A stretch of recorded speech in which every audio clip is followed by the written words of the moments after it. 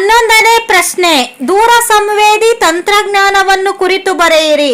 ನೋಡಿ, ಭೌತಿಕವಾಗಿ ಸ್ಪರ್ಶಿಸದೆ ದೂರದಿಂದಲೇ ಅವುಗಳಿಗೆ ಸಂಬಂಧಿಸಿದ ಮಾಹಿತಿ ಸಂಗ್ರಹಣೆಯನ್ನು ದೂರ ಸಂವೇದಿ ತಂತ್ರಜ್ಞಾನ ಎಂದು ಕರೆಯುತ್ತಾರೆ. ವೈಮಾನಿಕ ಚಿತ್ರಗಳು ಹಾಗೂ ಉಪಗ್ರಹಗಳಿಂದ ಪಡೆದ ಚಿತ್ರಗಳು ದೂರ ಸಂವೇದಿ ಚಿತ್ರಗಳಾಗಿವೆ.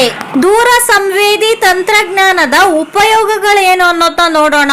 ನೋಡಿ, ಈ ಚಿತ್ರಗಳಿಂದ ಆ ಕಾಲದ ಅವಧಿಯಲ್ಲಿನ ನೈಜ ಹಾಗೂ ನಂಬಲರ್ಹವಾದ ಸ್ಪಷ್ಟ ಮಾಹಿತಿ ದೊರೆಯುವುದು ಹಾಗೂ ಇದು ಭೂ ಮೇಲ್ಮೈನ ಸರ್ವೇಕ್ಷಣೆಗಿಂತ ಅತಿ ಶೀಘ್ರ, ಅಲ್ಪಾವಧಿ ಹಾಗೂ ಕಡಿಮೆ ವೆಚ್ಚದ ಮಾಹಿತಿ ಸಂಗ್ರಹಣೆಯ ವಿಧಾನವಾಗಿದೆ. ಇದರಿಂದ ಪಡೆಯುವ ಮಾಹಿತಿಯನ್ನು ಸುಲಭವಾಗಿ ಕಂಪ್ಯೂಟರ್ಗಳಿಂದ ವಿಶ್ಲೇಷಿಸಬಹುದಾಗಿದೆ.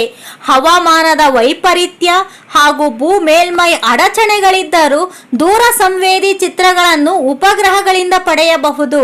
ಚಂಡಮಾರುತ, ಬಿರುಗಾಳಿ, ಪ್ರವಾಹ, ಬರಗಾಲ ಮೊದಲಾದ ನೈಸರ್ಗಿಕ ಪ್ರಕೋಪಗಳ ಪ್ರಭಾವದ ಪ್ರದೇಶ ಹಾಗೂ ಅವುಗಳ ಅನಾಹುತಗಳ ತೀವ್ರತೆಯ ಅಧ್ಯಯನಗಳಿಗೆ ದೂರ ಸಂವೇದಿ ಚಿತ್ರಗಳು ಅತ್ಯಂತ ಉಪಯುಕ್ತವಾಗಿವೆ.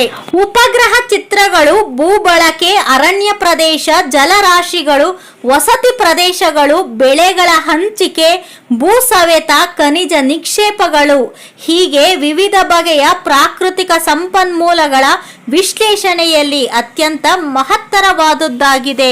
ಫ್ರೆಂಡ್ಸ್, ಈ ಮಾಹಿತಿ ನಿಮ್ಮೆಲ್ಲರಿಗೂ ಕೂಡ ಇಷ್ಟ ಆಗುತ್ತೆ ಅಂತ ಅನ್ಕೊಂಡಿದ್ದೀನಿ. ಇಷ್ಟ ಆದರೆ ಲೈಕ್ ಮಾಡಿ, ಹಾಗೆ ಇನ್ನೂ ಇಷ್ಟ ಆದರೆ ಶೇರ್ ಮಾಡಿ, ಹಾಗೆ ಸಬ್ಸ್ಕ್ರೈಬ್ ಮಾಡ್ಕೊಳ್ಳಿ. Thank you.